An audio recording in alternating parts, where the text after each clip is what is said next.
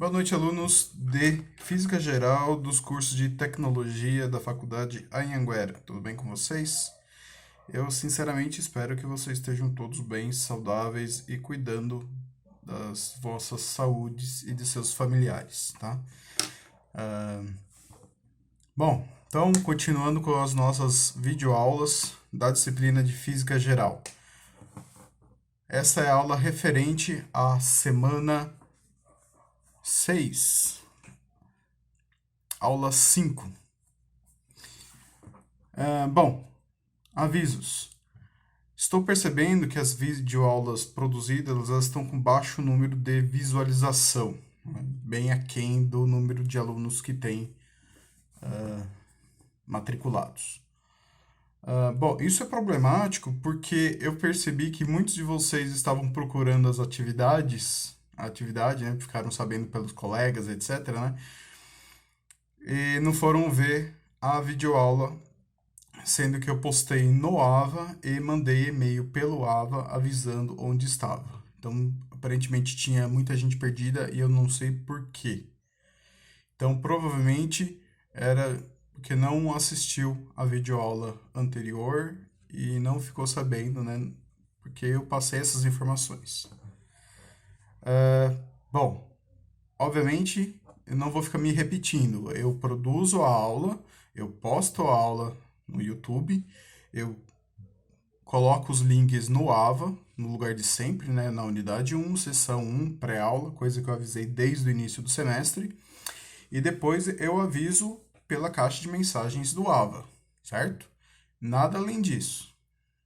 Eu ainda disponibilizo essas anotações de aula, para que vocês tenham os exemplos resolvidos e ainda tenham o enunciado da atividade avaliativa. Tá? Então, eu espero que, conforme as semanas forem passando, se a gente manter esse mesmo sistema de aula, o número de visualizações fique pelo menos coerente com o número de alunos matriculados na disciplina.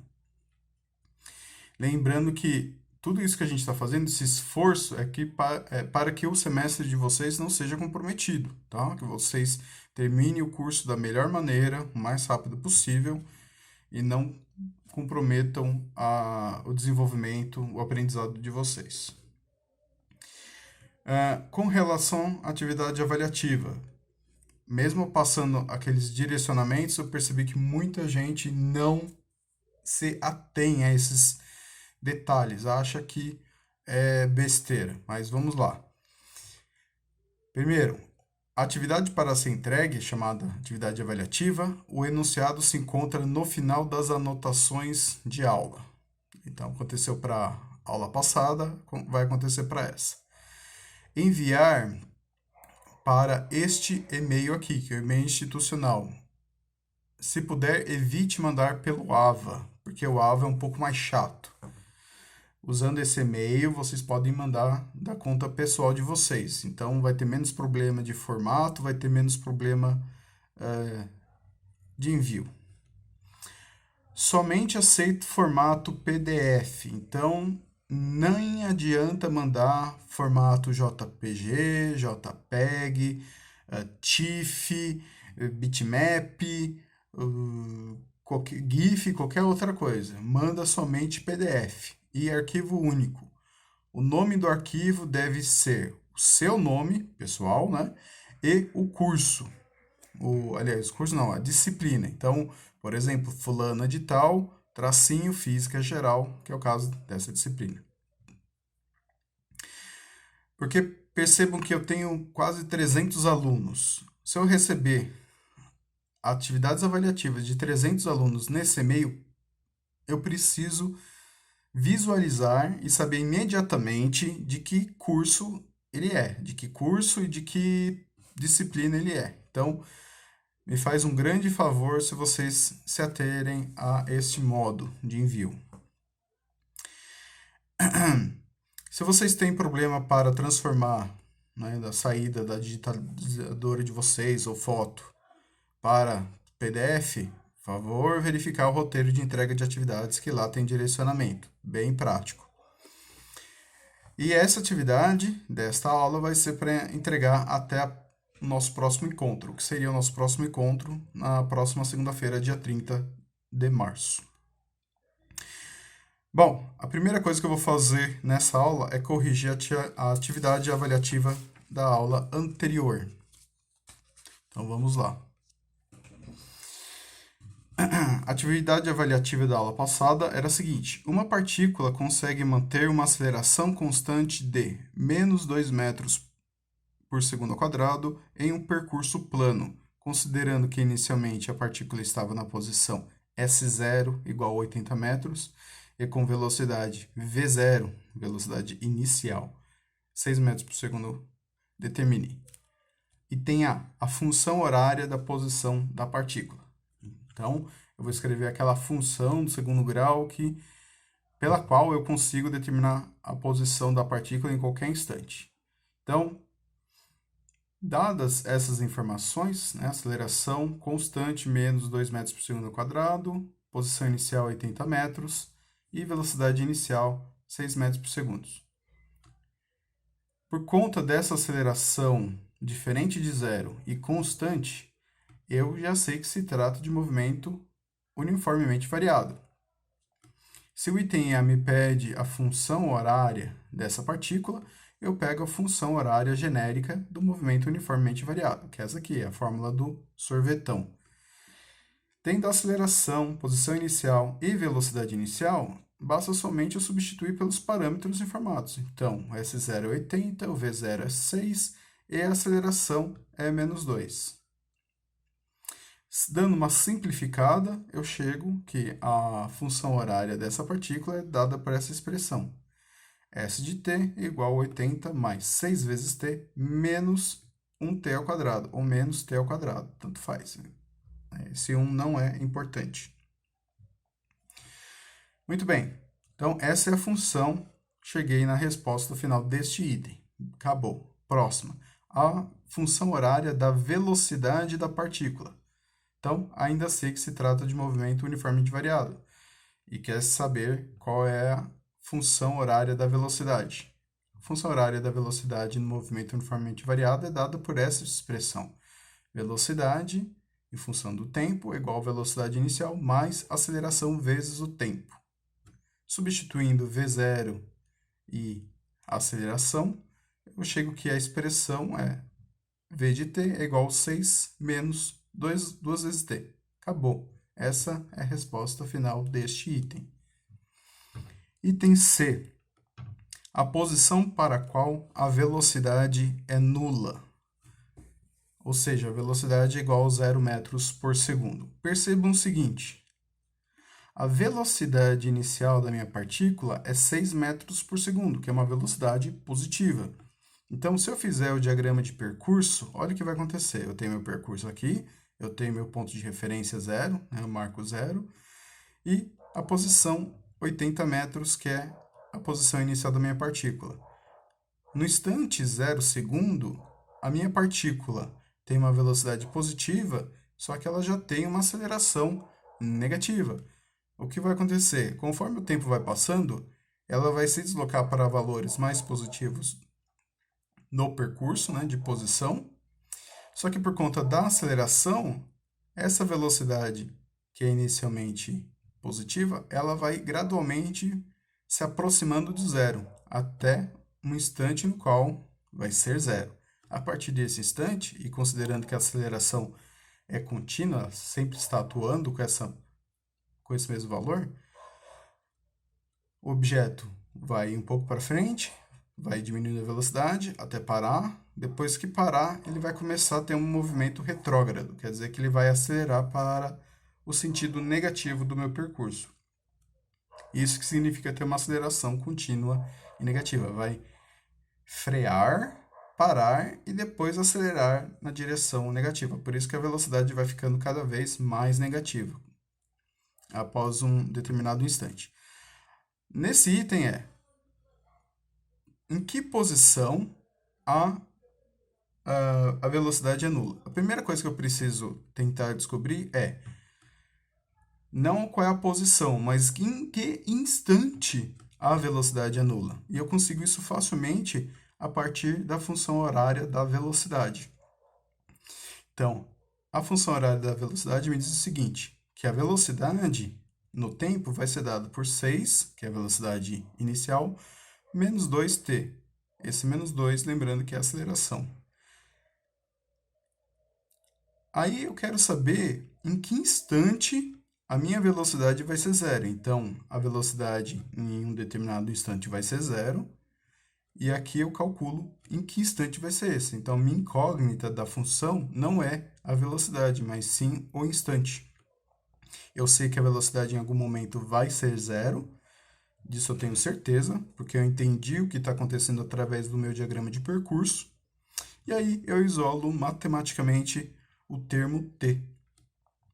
Então, eu passo esse menos 2t para o outro lado da igualdade, ele está negativo, ele passa positivo, aí fica 2t igual a 6, e aí o 2 ele passa dividindo. 6 dividido por 2 é igual a 3 segundos. Significa que no instante 3 segundos após o início do movimento, o início da observação, a velocidade vai ser zero, vai ser nula.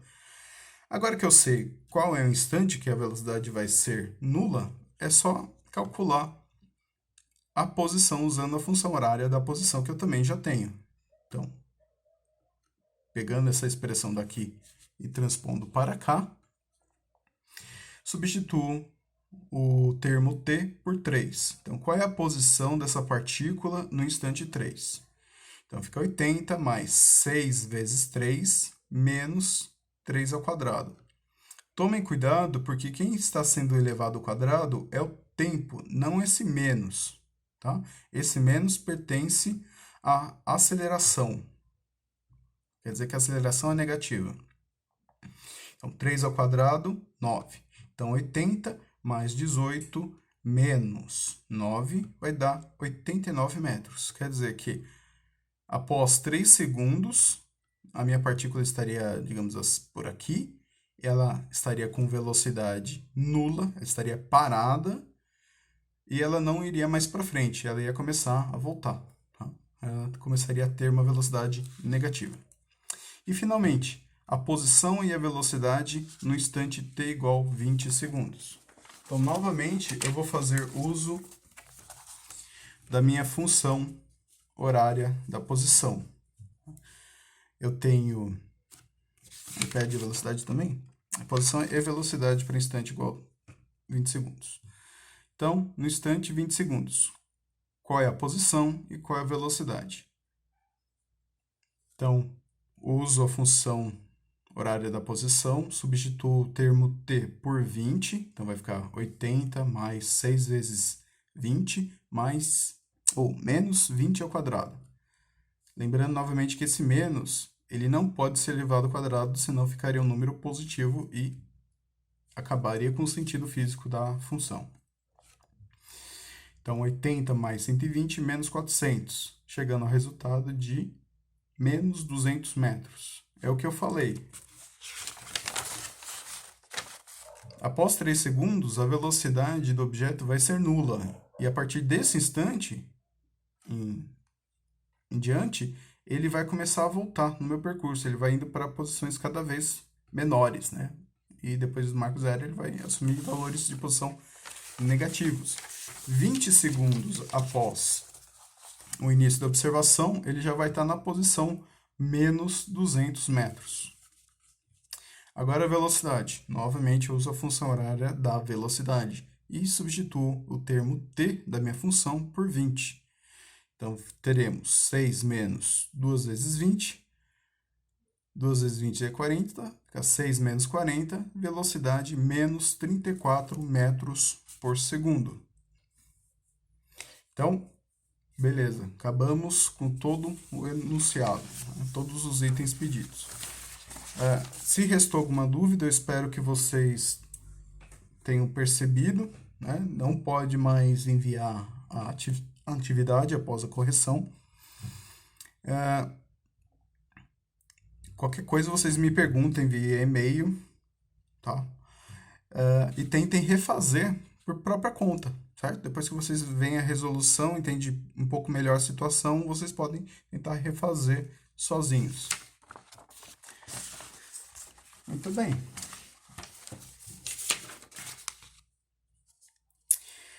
Na aula de hoje, teremos dois conteúdos extremamente importantes. O primeiro será os gráficos da posição em função do tempo e da velocidade em função do tempo. Então, vamos começar com um exemplo. O movimento de uma partícula em um percurso pode ser descrita pela função, aí eu já dou a função, a S de t igual a menos 30 menos 20t mais t ao quadrado. Determine a posição inicial, velocidade inicial, aceleração da partícula e faça os gráficos posição em função do tempo e velocidade em função do tempo para os primeiros 5 segundos de observação. Então, a primeira etapa é simplesmente interpretar uma função que foi dada. Ele já deu a função horária da posição da partícula, eu só preciso interpretar e tirar dela os parâmetros importantes. Então, aqui eu transcrevi a função horária e, conhecendo a função horária genérica, eu sei que quem acompanha o t ao quadrado é aceleração dividido por 2. Como aqui eu tenho 1, né, que é mais 1 vezes t ao quadrado, então quer dizer que a aceleração é 2 metros por segundo. Tá? Sempre que é informada uma função horária, o termo ou o coeficiente que acompanha o t ao quadrado é a aceleração dividido por 2. Lembre-se lá da fórmula do sorvetão. Então, se aqui é 1 mais 1, né, a aceleração é 2 metros por segundo ao quadrado. Também sei que o termo ou coeficiente que acompanha o t de expoente 1 é a velocidade inicial. Então, a velocidade inicial é menos 20 metros por segundo. E, finalmente, eu também sei que o termo que fica sozinho, um número sozinho, sem multiplicar por t ou t ao quadrado, ele é a posição inicial. Então, a posição inicial dessa partícula, 30 metros por segundo. Muito bem.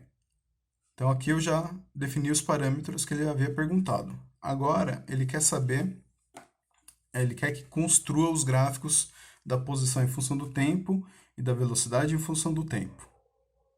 Então, a primeira coisa que eu vou fazer é marcar as situações, os parâmetros iniciais. Então, aqui eu tenho um plano cartesiano adaptado para essa situação do gráfico da posição em função do tempo. Então, para cada instante no tempo, a minha partícula estará numa posição. Eu sei que a posição inicial dela é menos 30 metros. Então, quando no instante é zero, então aqui eu tenho a origem, né, onde cruza o eixo Y e o eixo X. Essa é a minha posição 0, 0. Eu sei que, através da interpretação da função horária informada, a posição inicial era 30, então, instante inicial, ou instante zero, a posição é menos 30 metros. Então, tá mais ou menos aqui.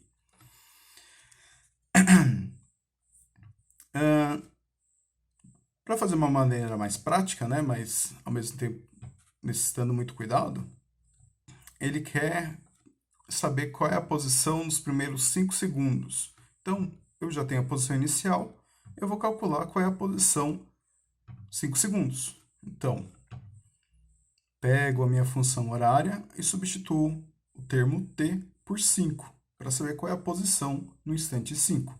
Então, menos 30, menos 20 vezes 5, mais 5 ao quadrado. Menos 30, menos 100, mais 25, vai totalizar menos 105 metros. Então, mesmo que ele tenha uma aceleração positiva, esse 2 metros por segundo, ele tem uma velocidade inicial negativa e uma velocidade razoavelmente alta. Então, essa aceleração positiva vai demorar um pouco para tornar esse movimento progressivo. Olha o que vai acontecer. A única coisa que me interessa seria só essa região. Só essa região aqui já seria o resultado desse item, certo? Da posição em função do tempo. Só que para a gente entender um pouco melhor o que acontece no movimento uniformemente variado.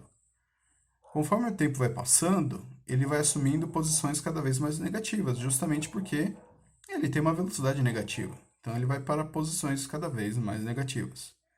Ele vai, inclusive, passar por esse ponto que a gente acabou de determinar, a posição dele no instante 5 segundos. Se a gente der um pouco mais de tempo e continuar observando o objeto, vai chegar um momento que a velocidade dele vai ser zero, que é justamente o ponto de mínimo dessa parábola. Tá? Nesse instante, que eu não pedi para determinar, a velocidade dele vai ser nula. É como se ele estivesse parado, mas por um momento muito, muito pequeno. A partir desse instante, ele vai começar a ter uma velocidade positiva. Inicialmente vai ser uma velocidade pequenininha, mas ela vai aumentando conforme o tempo for passando e vai assumindo posições cada vez maiores, né? Até que vai chegar um momento que ele vai ter uma posição positiva, né? Em relação ao zero. Muito bem, agora o gráfico da velocidade em função do tempo. A velocidade inicial, ou seja, a velocidade para o instante t igual a zero, está aqui, menos 20 metros por segundo.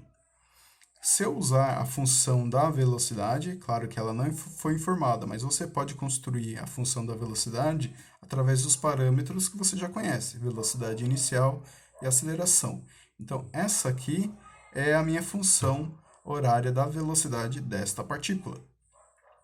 Substituindo t por 5 para saber qual é a velocidade da partícula no instante t igual a 5 segundos, vai ficar menos 20 mais 2 vezes 5, menos 20 mais 10, totalizando menos 10 metros por segundo. Quer dizer, 5 segundos após o início do movimento ou da observação, a velocidade do objeto vai ser menos 10 metros por segundo. Perceba que a velocidade ela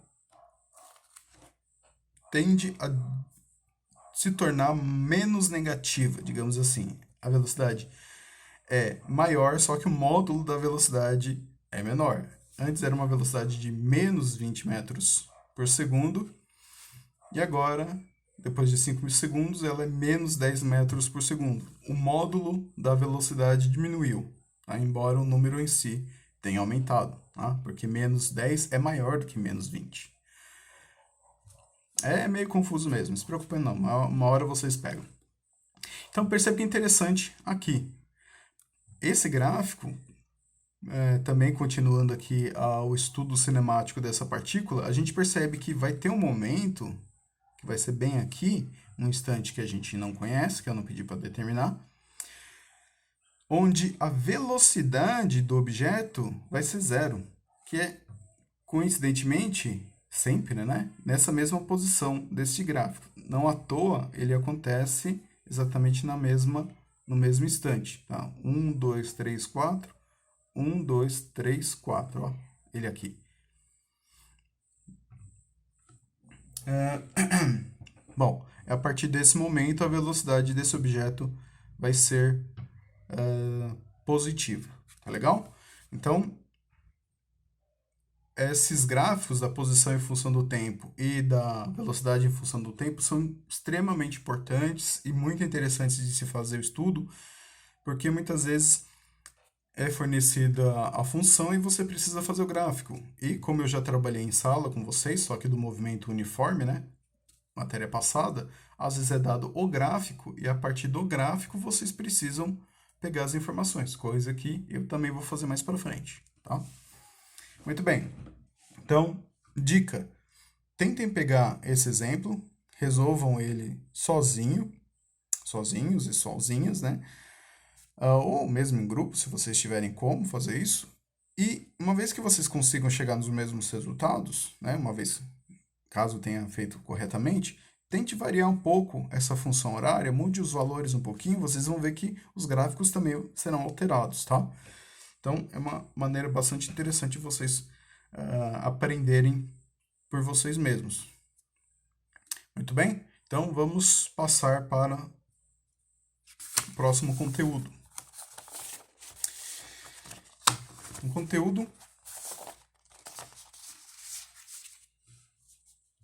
conteúdo chamado de cinética vetorial.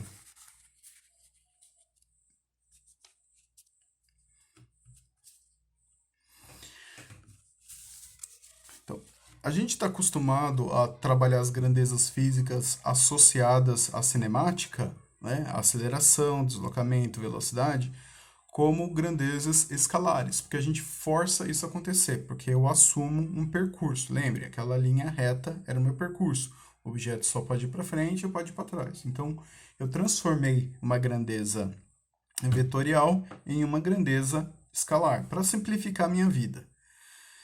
Só que agora que a gente vai começar a estudar situações cinemáticas um pouco mais complexas, como, por exemplo, o lançamento oblíquo, a gente precisa melhorar a nossa ferramenta. Então, a gente vai aprender a questão dos vetores.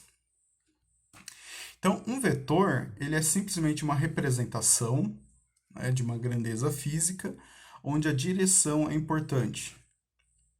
Só que para poder estudar situações mais complexas, onde há muitos vetores acontecendo ao mesmo tempo, eu preciso saber decompor e recompor vetores. Então, se por exemplo eu tenho esse vetor, um vetor qualquer, pode ser aceleração, velocidade, deslocamento, qualquer coisa assim. Eu tenho um vetor, ele está atuando em um objeto, né? Então ele tem uma origem, tem uma direção, tem um sentido e tem uma intensidade. Normalmente o objeto, o ponto de interesse, é a própria origem do plano cartesiano. A direção é indicada pelo segmento de reta. O sentido é indicado pela ponta da seta. E a intensidade, ou que a gente chama de módulo também, é indicado pelo comprimento desse segmento de reta. Então, quanto mais comprido for, maior é a intensidade desse vetor. Então, se eu colocasse um vetorzinho velocidade aqui, eu poderia dizer que esses dois vetores têm a mesma direção, têm o mesmo sentido, só que tem módulos ou intensidades diferentes. Esse vetor é maior do que esse vetor, numericamente falando. Agora, se eu precisar decompô-lo, o que eu preciso fazer realmente é assumir, primeiramente, dois eixos. A gente pode usar um sistema cartesiano para fazer isso, né, que é bastante usual. E eu vou ver as projeções desse vetor, então imagina a sombra desse vetor nesses dois eixos. Às vezes a gente pode assumir a direção desses eixos cartesianos de uma maneira que facilite a nossa vida, tá? Às vezes é fixo. Muitas vezes eu vou assumir que o eixo horizontal é a própria linha do horizonte, então é o plano, uma superfície. Tá aí, não tem jeito. Então, primeiro eu vou mostrar graficamente o que acontece para decompor um vetor. Então, eu tenho esse meu vetor, eu quero saber a componente dele na direção x, ou seja, na direção horizontal. Então, eu pego a sombra da ponta dessa seta e desço retinho até interceptar o eixo x. Então, desceu aqui, quer dizer que a componente desse vetor é mais ou menos isso aqui, né? Fiz feio, mas fiz errado. Beleza, então essa é a componente x desse vetor. Agora eu vou atrás da componente y desse vetor, que é a componente vertical. Então, novamente eu traço uma linha reta, né, para achar a sombra ou projeção da ponta desse vetor no eixo y. Então, tá aqui o meu vetor, componente y do meu vetor principal. Consegui, então, graficamente, decompor este vetor em suas duas componentes. O que é interessante, lembre-se que facilitava muito a nossa vida quando eu tornava uma grandeza vetorial uma grandeza escalar, tá? Foi o que a gente fez em cinemática. Quando a gente faz essa decomposição de um vetor numa direção qualquer, nas direções x e y, o que a gente está tentando fazer é tornar escalar nessas duas direções, certo? E uma vez que eu faça isso, eu não posso somar diretamente esses vetores, porque eles estão em direções ortogonais. Eu preciso usar um outro recurso trigonométrico para, desses dois vetores, chegar nesse vetor principal. A gente vai aprender recomposição de vetores logo mais. Mas isso é extremamente importante. Se dois vetores estão em direções ortogonais, né, direções formando um ângulo de 90 graus, você não pode somá-los, subtraí-los diretamente, tá?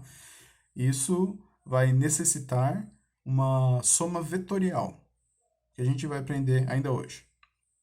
Muito bem, essa é uma situação, decompor um vetor qualquer em duas direções. Uma outra situação que pode acontecer é dois vetores atuando num único objeto e eu quero saber qual é o vetor resultante. Então, imagina que aqui é velocidade. Então, um objeto ele tem um vetor velocidade nessa direção e sentido e um outro vetor velocidade nessa direção e sentido. Como as velocidades elas são ortogonais, né? A direção desses vetores são ortogonais, então eu não posso somá-los diretamente. Então, se, por exemplo, a velocidade nessa direção fosse menos 3 e nessa direção fosse menos 4, eu teria que usar um recurso trigonométrico para achar qual é a real velocidade desse objeto e para qual direção está se movendo. Graficamente, eu posso fazer a seguinte coisa. Eu traço uma paralela em relação a esse vetor na ponta dessa seta. Então, vamos lá. E faço a mesma coisa para esse aqui. Pronto. É como se eu tivesse transposto esse vetor para cá e esse vetor para cá, de maneira a fechar um quadrado, ou um retângulo, né, melhor dizendo. Então, aqui eu tenho um vetor, que é esse mesmo vetor, e aqui um outro vetor, que é esse mesmo vetor, tá? Isso é só um recurso gráfico. O vetor resultante vai ter a mesma origem desses caras e ligando aonde eles se encontram.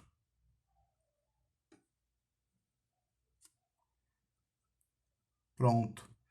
Esse daqui seria o meu vetor resultante, a partir desses dois vetores conhecidos. E sabendo qual é a intensidade de cada um desses vetores, eu consigo até encontrar a direção, né, chamar um ângulo alfa desse vetor.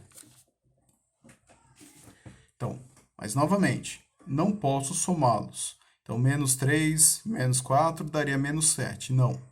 Esse vetor resultante não terá intensidade de menos 7. Isso estaria completamente errado. Novamente, isso é extremamente importante frisar. Não pode somar vetores que estão em direções ortogonais. Tudo bem? Logo mais a gente vai trabalhar exemplos justamente para calcular vetor resultante. Mas a última situação que eu gostaria de apresentar para vocês é essa daqui.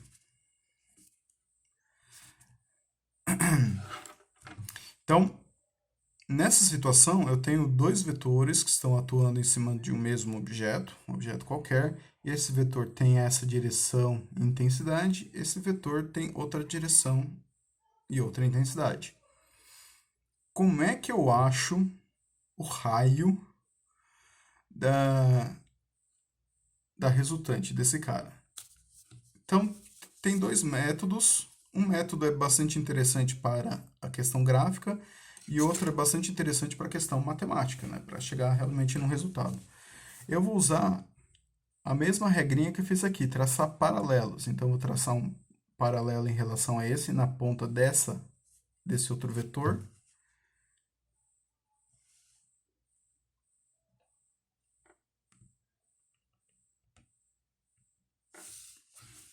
Eu vou fazer a mesma coisa aqui.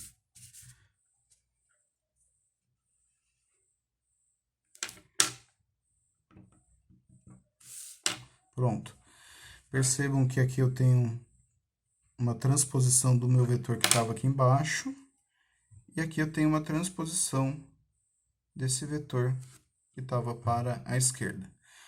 Novamente, onde as pontas da seta se encontram, vai ser a direção do meu vetor resultante. Essa daqui é chamada de regra do paralelogramo. Então, você sabendo as intensidades e direções de cada um dos vetores iniciais, você consegue, por uma trigonometria bastante rebuscada, né, semelhança de triângulos e etc., você consegue achar esse cara. Mas uma maneira que eu acho mais interessante de vocês aprenderem é simplesmente a decomposição de cada um desses vetores. Então, esse vetor, usando lá nosso primeiro método, esse vetor aqui, ele tem duas componentes, uma em cada direção, uma no y e uma no x. Então, eu determino qual é essa componente nessa direção, determino qual é a componente nessa direção,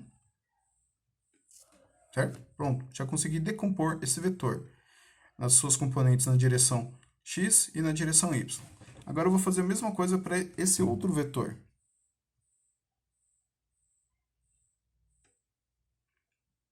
Achei a componente x e agora eu vou achar a componente y, que está mais ou menos para cá.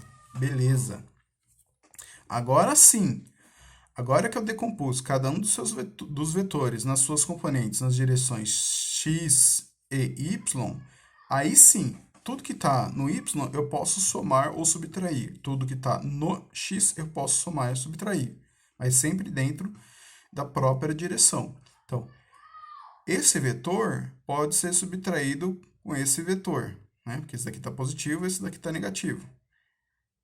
Esse vetor pode subtrair esse vetor, porque esse aqui está positivo, esse aqui está negativo. E quando eu chegar no resultado, eu vou achar um vetor que tem essa direção e essa intensidade, só que aí eu vou chegar no valor numérico. Eu acredito que a regra do paralelogramo ela é muito boa para mostrar graficamente, né, de uma maneira bem prática, a direção e sentido do seu vetor resultante. Agora, a técnica de decomposição e soma vetorial é melhor para achar os valores numéricos. E você pode juntar as duas técnicas, né, de maneira a verificar se houve acerto. Por exemplo, eu sei que esse vetor, pela regra do paralelogramo, ele estará no primeiro quadrante. Então, ele vai ter uma direção entre 0 e 90 graus. Provavelmente aqui seria em torno de 45, 50 graus. Agora, se pelo método da decomposição eu achasse um valor de ângulo de, sei lá, 130 graus, né, que estaria nessa direção e sentido, então houve alguma coisa errada, certo? Então é bom ter as duas técnicas em mãos para você poder comparar os resultados. Para a gente trabalhar com decomposição e recomposição de vetores, a gente vai ter que ter algumas regrinhas trigonométricas em mente. Então, a regra do seno, seno de um ângulo é igual ao cateto oposto dividido pela hipotenusa, cosseno do ângulo é dado pelo cateto adjacente dividido pela hipotenusa, tangente do ângulo é dado pelo cateto oposto dividido pelo cateto adjacente, ou ainda o seno do ângulo dividido pelo cosseno do ângulo, né? Você pode conseguir a tangente do ângulo de qualquer uma dessas duas maneiras. E ainda Pitágoras. Hipotenusa ao quadrado é igual à soma dos quadrados dos catetos. Muito bem. A gente não vai fugir muito disso, tá? Mas não quer dizer que vai ser exatamente simples. Então, vamos trabalhar alguns exemplos.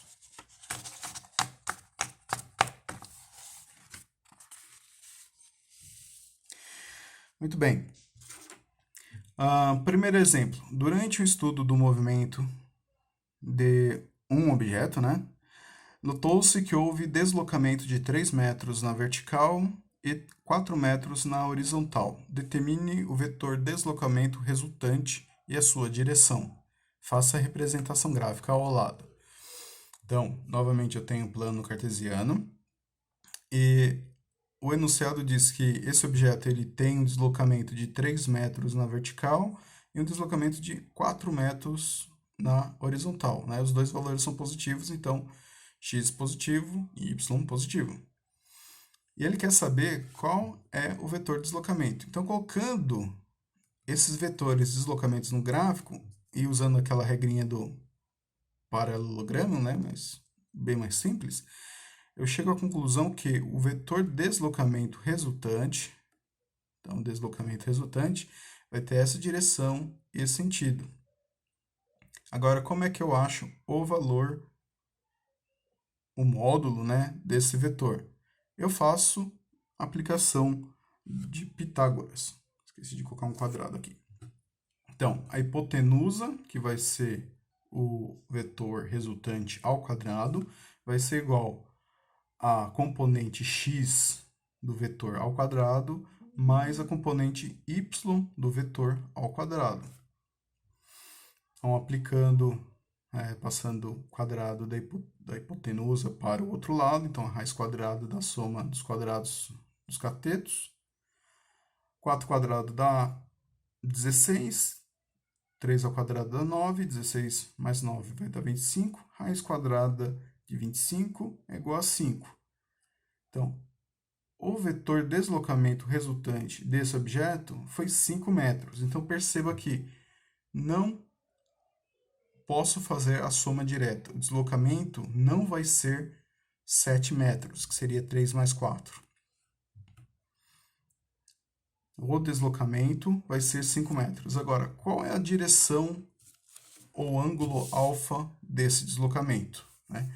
Porque falar que um objeto se desloca na vertical e depois se desloca na horizontal é fácil. Agora, saber qual foi o deslocamento, direção e módulo, aí é um pouco mais complicado. A gente já conseguiu achar o módulo.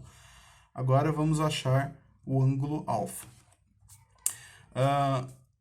Informações sobre ângulos, né, e sobre trigonometria básica. Eu vou ver se eu coloco aqui para vocês uma aula que eu fiz há um tempo atrás, que eu acho que é razoavelmente básica e completa de trigonometria, sobre trigonometria básica. Se vocês tiverem curiosidade, assistam. Vou ver se eu lembro de colocar aqui na descrição do vídeo. Caso eu me esqueça, quem quiser, quem se interessar, a favor, me lembrar. Seguinte, medida de ângulo, ela tem um padrão bem estabelecido, tá? Então, se a gente tentar colocar um círculo trigonométrico aqui, encaixar no meu plano cartesiano, a origem do plano cartesiano não vai coincidir com o polo desse círculo trigonométrico.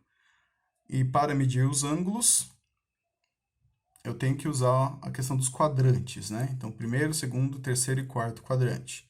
Então, aqui seria o 0 graus, 90 graus, 180 graus, 270 graus e completando o círculo, 360 graus.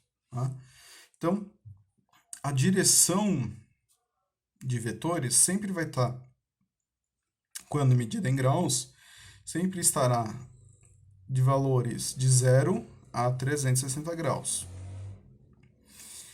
Se esse vetor está no primeiro quadrante, então eu já espero que este valor seja entre 0 e 90 graus, certo? Importante, as funções trigonométricas seno e cosseno. Elas sempre, valores de seno e cosseno, eles sempre vão variar de -1 até 1, tá? Então, se você tentar calcular seno de um ângulo e der -5, alguma coisa errada aconteceu, tá? Sempre entre -1 e 1. E tem valores máximos e mínimos de seno e cosseno.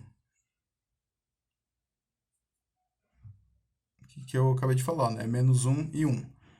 No eixo, vamos separar por seno, né? O seno, os valores limites de seno. O seno é 1 para cima e -1 para baixo.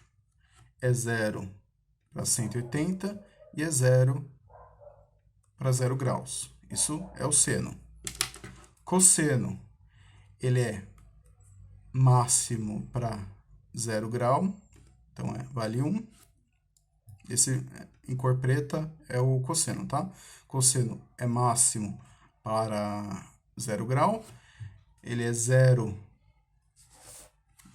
aqui, ó, para 90, menos 1 para 180, então ele é mínimo para 180, e novamente ele é 0 para 270 graus. Isso é extremamente importante, porque por conta do sinal que você vai encontrar de seno cosseno, vai te dar a informação de que quadrante você está trabalhando. Perceba que o seno, né, como ele varia,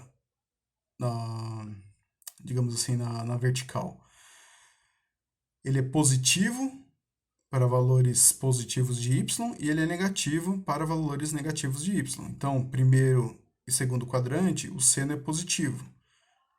Agora, para terceiro e quarto quadrante, o seno são sempre valores negativos. Cosseno. Cosseno sempre vai ser positivo para primeiro e quarto quadrante, que ó, daqui ele varia de 0 a 1. E para a esquerda da origem, nos quadrantes 2 e 3, ele vai ser sempre negativo, tá? Muito importante. Quer dizer que se eu pegar esse ângulo e calcular a função seno dele, ele vai dar um valor positivo, porque ele está acima da origem na vertical. E se eu calcular o cosseno dele, ele também vai dar um valor positivo, porque aqui os valores de cosseno são positivos. Beleza? Então tá. Isso aí a gente vai ter muito tempo e bastante oportunidade para treinar, tá? Se ficou um pouco complicado, dê uma olhada naquele vídeo sobre trigonometria básica. Muito bem, eu já tinha a direção não, tinha o módulo desse vetor. O que eu vou calcular agora é a direção. Então, tangente do ângulo alfa, que é esse ângulo alfa que eu quero descobrir, né? A função trigonométrica que eu uso depende das informações que eu tenho. Nesse caso, eu tenho a informação dos dois vetores, que são os dois catetos do meu triângulo retângulo. Tá? Isso aqui é um triângulo, fecha um triângulo retângulo aqui.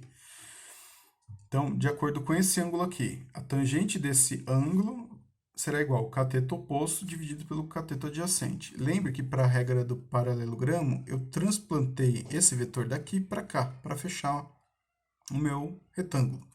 Então, esse vetor que estará aqui, que vai ser o cateto oposto, é justamente a componente do eixo y desse vetor. Então, vai ser cateto oposto dividido pelo cateto adjacente. Adjacente é só uma palavrinha mais rebuscada para junto. Então, é o cateto que está junto do ângulo. Então, tudo gira em torno desse ângulo. Qual é o cateto oposto a ele, que está do outro lado, ou o cateto que está junto dele. Então, o cateto que estava oposto a ele tinha valor 3, um vetor de valor 3. E o cateto que estava junto, ou adjacente, ele tem intensidade 4. Então, tangente de alfa vai ser 3 dividido por 4, que é a mesma coisa que 0,75. Mas esse é o valor da tangente do ângulo alfa. O que eu quero é o ângulo em si, não a tangente dele. Então, eu vou usar uma função inversa da tangente, que é chamado de arco tangente. Então, o ângulo alfa vai ser igual ao arco tangente desse valor 0,75. Então, na calculadora de vocês, se vocês acharem a função tangente, vão ver que logo acima ou logo abaixo vai ter a função inversa de tangente, que pode ser a tangente ou tangente a menos 1. São as notações mais comuns que aparecem nas calculadoras. Então, se vocês apertarem Shift e esse botão, né, botão de tangente, vocês estarão aplicando a função arco tangente e vão chegar nesse valor. Tenham cuidado porque a calculadora, nessa situação, tem que estar em modo grau, tá? Se estiver em radiano, vai dar um valor diferente. O que é interessante é, nessa situação, usar valores em graus mesmo, porque são mais fáceis de serem colocados no gráfico.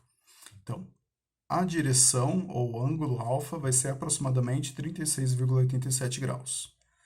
Então, a resposta final é: o vetor deslocamento é igual a 5 metros e direção 36,87 graus. Pronto, essa é uma das maneiras de representar uma grandeza vetorial, né? O símbolo da grandeza, a intensidade, a unidade de medida no sistema internacional e a direção. Tá legal? Existem outras formas, mas a gente vai se manter com essa mesmo, porque é o que basta pra gente.